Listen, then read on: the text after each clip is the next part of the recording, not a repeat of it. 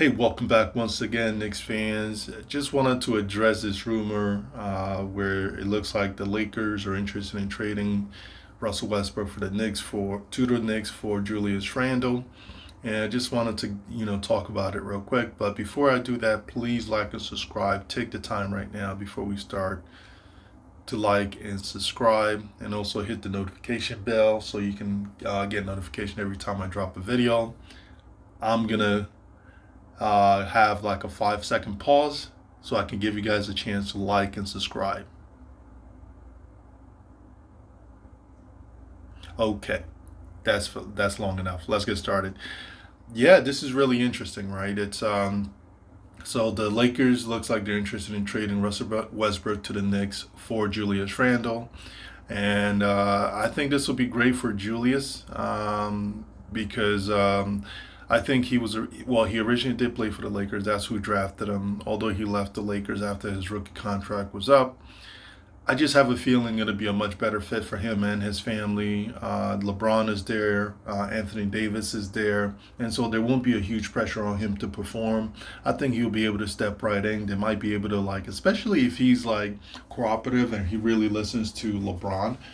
He might actually have a great season because LeBron may be able to set him up for uh, may set him up really well to be a great to produce a lot on the offensive end. So he could have great production while he's out there in LA. And I think with that is going to come a lot of adulation and praise from the fans. And I think it's just a better fit for him. It's basically a market that's like all eyes are on that LA market over there. A lot of people, watch that team, and even like fans that are not fans of the NBA fans that are not even Laker fans also watch the Lakers. So I think it's a great place for him to be. I do see it as a destination where he would want to be. I think this could be a really good trade for the Knicks as well because I think they might be able to get a draft pick out of the Lakers for this, especially. Julius Randle is actually, if you think about it, Julius for Westbrook. Westbrook is basically his career is just about over. He's probably maybe got a couple of years left or so. And Julius Randle's his career is basically he's kind of hitting his prime.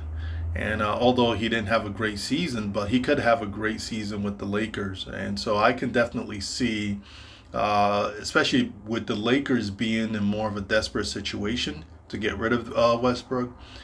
Seems like the Knicks have the position of strength here, so they're probably going to demand the first round pick for Westbrook. And so I think it'll be great for the Knicks. They get to move Randall, who he's been struggling with the fans. He's struggling with the team, right? And it seems like he's not happy to be here anymore. And so the Knicks get to get rid of, basically move on from him, get a first round pick, and then also they get to promote Obi Toppin into the starting role, starting power forward role, which I think he's actually better. I really think Obi Toppin is going to be a better player than Julius Randle is. He's definitely going to be way more efficient. He's just a better passer, better playmaker for his team. Like I've always said, you guys just really think, how often does Julius Randle get his teammates like layups? I mean, I think that's one really good mark of a good teammate, a good playmaker.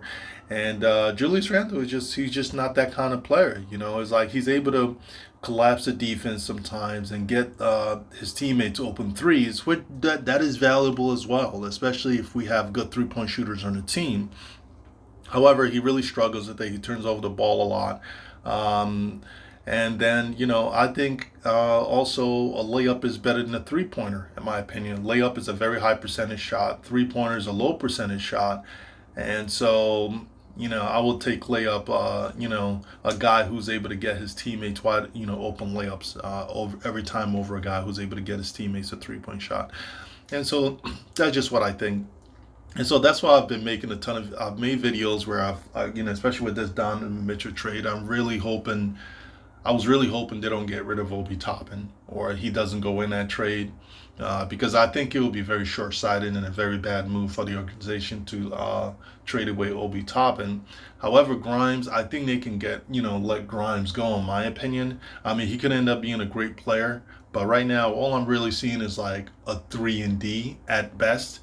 And he hasn't even grown into that 3 and D role yet. He's not even there yet with it. He's not a consistent enough shooter. He struggled a little bit last year down the stretch, although he had some injuries. And also, he's not that effective as a defender as people think. I think he's really being overrated as a defender. But look, like I said before, if the rest of the league or if the Utah Jazz thinks he's really good, that's great for us. I'm glad they think he's really good. That means his value is really high. However, I just feel like I feel like we're overrating him a little bit, and I get it. We drafted him, and he looks promising, and so when you draft a player that looks promising, everyone just loves it, right? But objectively, from what I'm sitting at, even if like let's say Grimes stayed and they didn't trade, none of this trade happened, and we still have all these young kids, right? I'm still thinking like depending on what Cam Reddish does this summer, I'm not sure if he's working out with the coach or with the Knicks, but if Cam Reddish is working out with the coach, I think Cam Reddish is gonna beat out Grimes for that spot. I mean, I think people are really underestimating that. Are really underestimating Cam Reddish being able to beat out Grimes for the starting role. And so the thing with Grimes is like where he does have the upper hand is like he's low usage, right? He can just be a spot up shooter. He doesn't need to have the ball in his hand really that much. However, Reddish is a much better defender, and Reddish can shoot. Can be a spot up shooter. Although I don't think he's as good as Grimes as a spot up shooter. However, it's all about production, right? What were you able to do? And so the limited time we did see Reddish on the court last year, I mean, he was hitting 3 pointers at the same clip Grimes was hitting them. So it wasn't like Grimes was that much more efficient or that much more better 3 point shooter than Reddish was. And so it's just one of those things to kind of really that we should really keep an eye on, and because I just think regardless of what happens, I just think it's good that we still have like Obi Top. Hopefully that he's gonna stay, and hopefully he doesn't go on the on that trade. And so it's going to be really interesting to see what happens. And so Julius Randle could be, the rumors is he could be heading to the Lakers if the Donovan Mitchell trade does go through. And so I'm just kind of hoping it does. I'm hoping he moves on to the Lakers even if the Donovan Mitchell trade doesn't happen. I just really feel like it's time for them to kind of like move on from Randle and just kind of like, give Obi the opportunity. And that's what this team really needs. And the other thing too, I've noticed, like obviously I haven't really said this, is like, given the fact that it was a third year, I think a video I made a few weeks ago, it might have been right before the draft. Like I had a feeling they were either gonna get really aggressive, because they couldn't really just stand pat. They had to get aggressive, especially if they didn't make any drafts, didn't make any draft pick this year. I figured they had to get really aggressive, or they better just pray that, Thibodeau doesn't have a repeat performance from last year. And so honestly, the trades, even like this Brunson signing that they made, it actually, I didn't even really foresee that. I didn't see that. I wasn't sure if it was going to happen. I wasn't banking on it, honestly, because the Knicks were always like, we always hope we get these players, but they never come. We're never able to really sign the players that we really want. And honestly, Brunson was a pretty good signing. It was a good signing. It was a good pickup. It wasn't like a sign and trade, so we didn't have to give up anyone for it. And that was really good. That was very good on a part of Leon Rose and his front office. And honestly, just on that alone, to tell you the truth, I think it buys them time. And in my opinion, Jalen Brunson is good enough for them to start competing for the playoffs. And so I think this is one thing, them being aggressive and getting Jalen Brunson, and now they're even being more aggressive trying to get Donovan Mitchell.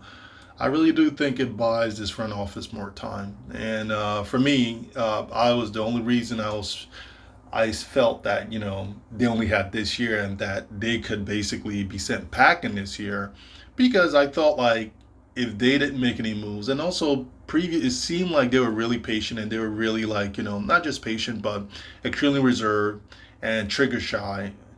So I felt like it was they probably wasn't gonna be too aggressive.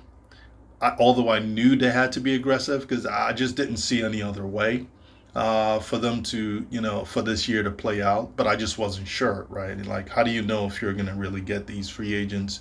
And even like, how do you know that? Like, I didn't know, like, this Donovan Mitchell trade was going to present itself as an opportunity. Not saying the Donovan Mitchell trade is going to happen, but it definitely is an opportunity. But like I said, just based on the Brunson signing alone, they've definitely, I think they've given themselves more time. And I think the team is going to perform better this year just on that signing alone.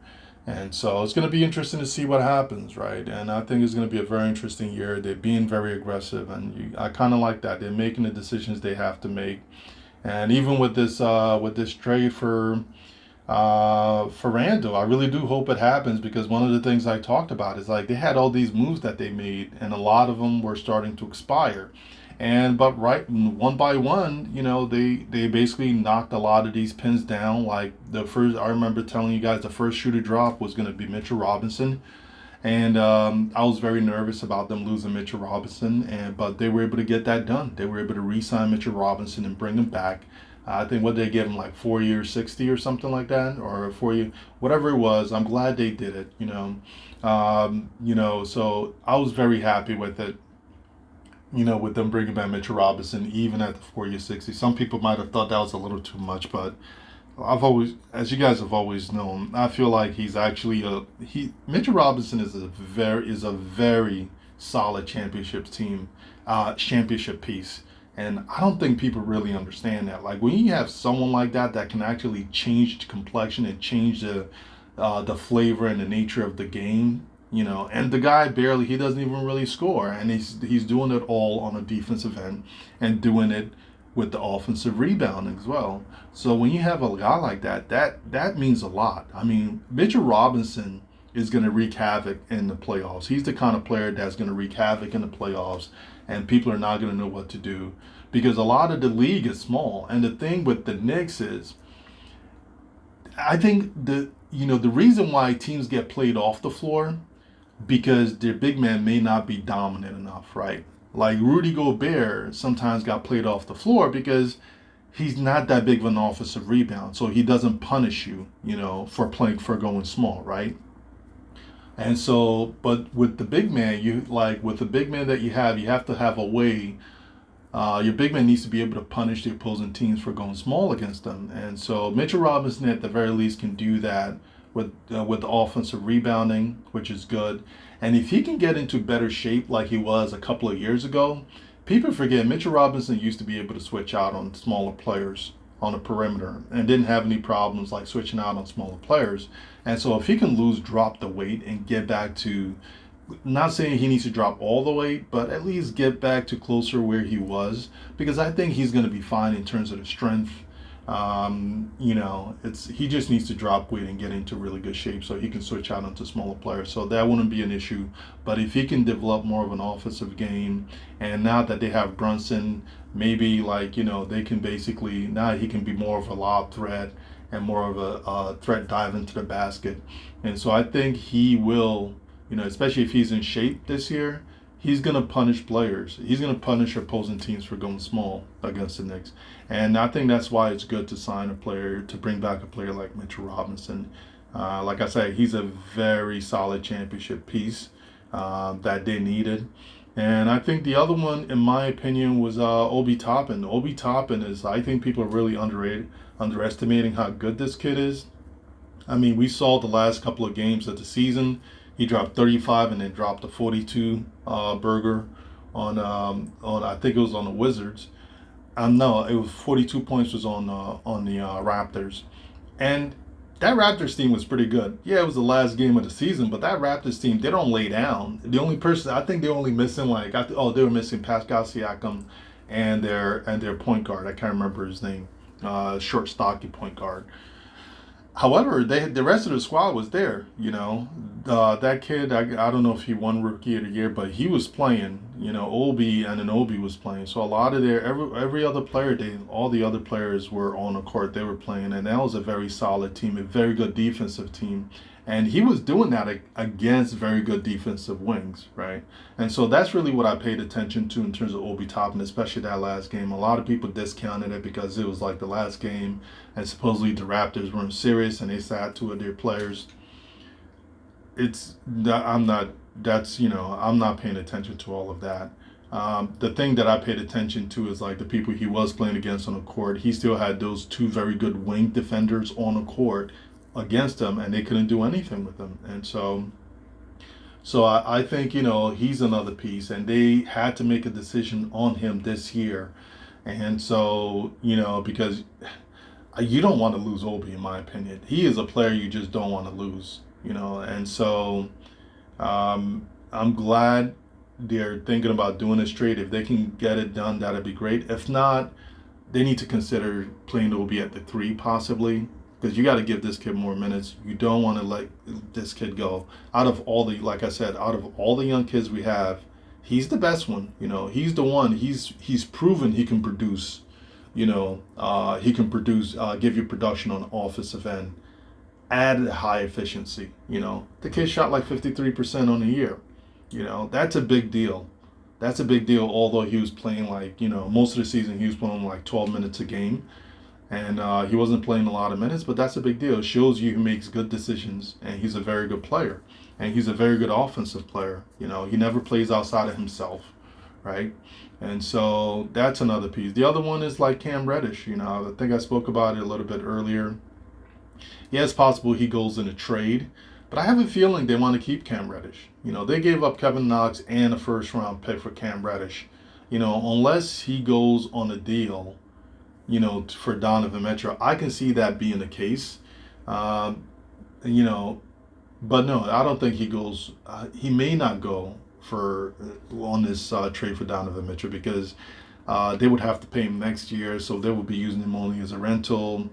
It's possible they may take him and then not re-sign him. I can see that being the case as well.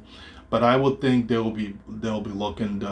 Jazz will be looking to get some young assets that they will hopefully keep to help field a good team next season, or even for the next couple of seasons. And so that's why I don't know if Reddish goes in his trade.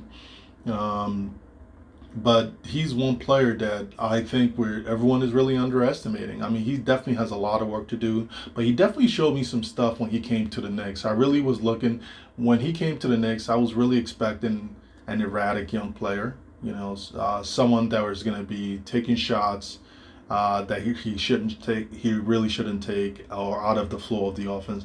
And I think he did that maybe once or twice when he was with the Knicks, but he was, in my opinion, I felt like he played within the flow of the offense, was pretty disciplined. And then the ease he gets to the basket. He gets to the basket so easily. And he actually, even when he was with the Knicks, he was actually pretty good making quick decisions with the ball. So when he did get the ball, he made he either shot the ball or he just drove to the basket, or just made a quick move to either drive to the basket and then pass it off. But he's got it all. And then he also makes good decisions, especially quick decisions, I should say. Not a good one. But he did make good decisions when he was on the team last year. But most importantly, he makes very quick decisions with the ball. And so that's what I really like to see. So I think the Knicks have, the making of something good here. And then, of course, you got R.J. Barrett. But like I've been saying for the longest time, very talented young kid. However, efficiency. Like I said, if we're going to be running the offense through R.J. Barrett and he's going to be shooting 40% from the field and averaging 20 points, or even let's say he ups his average to 23 points and he's shooting 41%, the Knicks are going to be losing, Sorry, excuse me.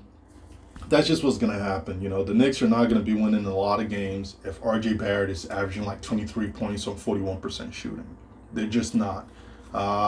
Hopefully, with us having Brunson will help with that. But if you have RJ on his team and Julius doesn't get traded and is on his team and both of them are shooting 41% and averaging over 20 points, the Knicks are going to be like a 38, 35 to 38 win team again. That's just what's going to happen. That's what's going to happen.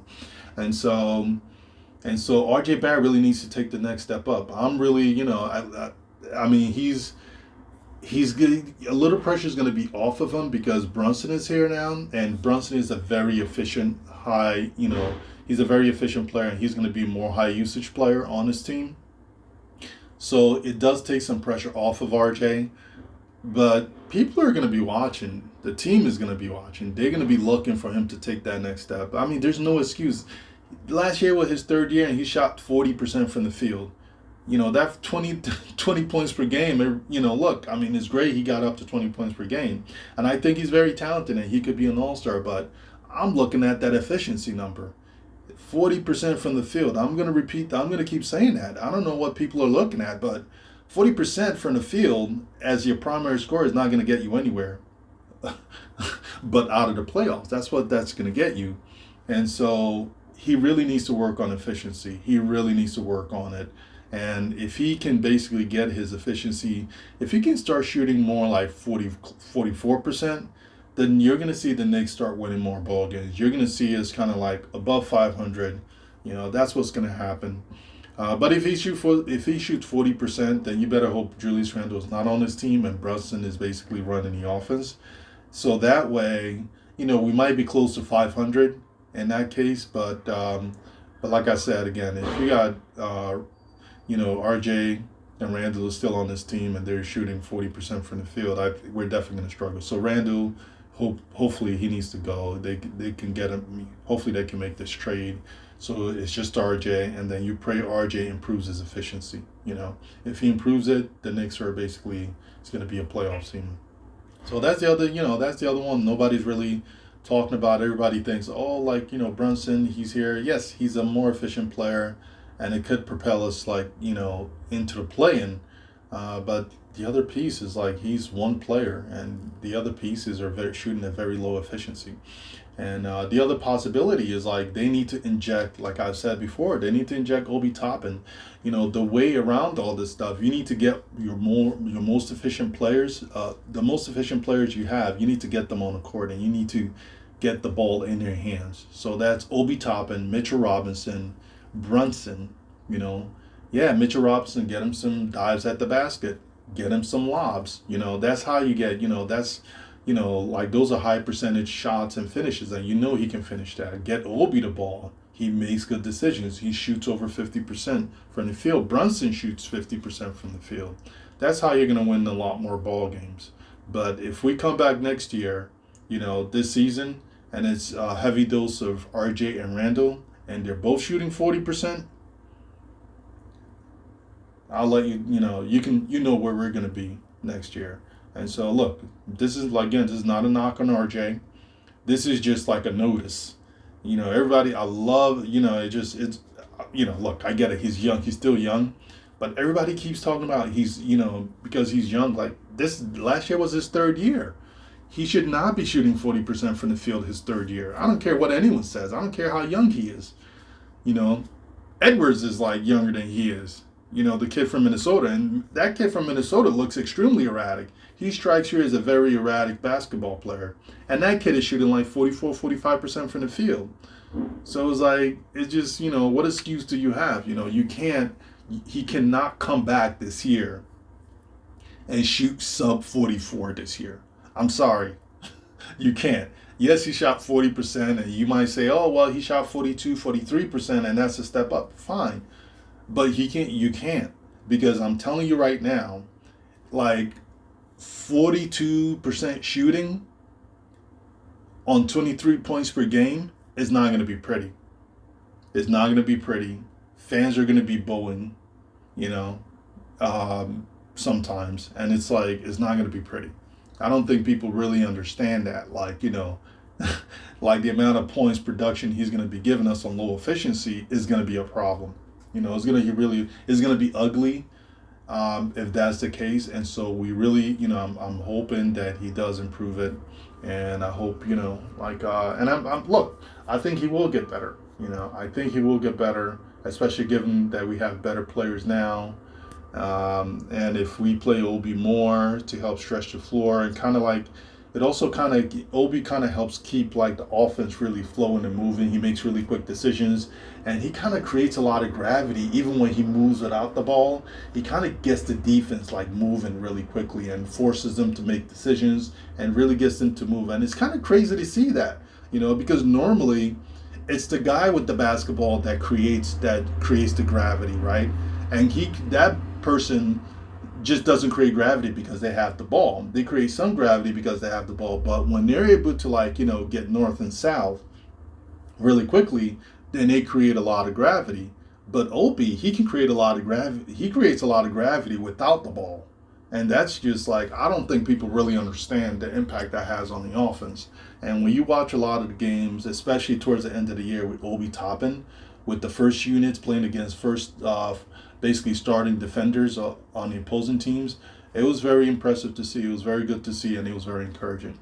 But hey, guys, let me know what you think, man. This is the end of it. Let me know what you think. Do you guys think this trade goes through Julius for Russell Westbrook? It'll be really great. Comment below. I'll be more than happy to respond. Talk to you guys soon.